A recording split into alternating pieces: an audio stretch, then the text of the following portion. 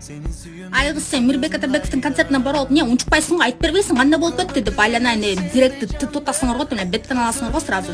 Кулат так что, отзыв. Все ждут от меня этого отзыва почему-то, поэтому рассказываю. Классно все было. И я так рада, что я сразу попала на концерт в Бишкек-арене, потому что я смотрела эти нарезки с филармонии, и там все было как-то чинно-благородно. Сидячие места там.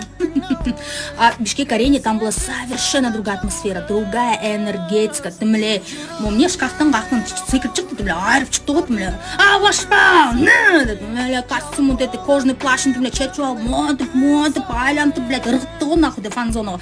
Элдер, бля, секрет, бля, плащын, бля, айырды, тытты айлана. Или они его забрали обратно. Что-то я не заметила, что там было с плащом.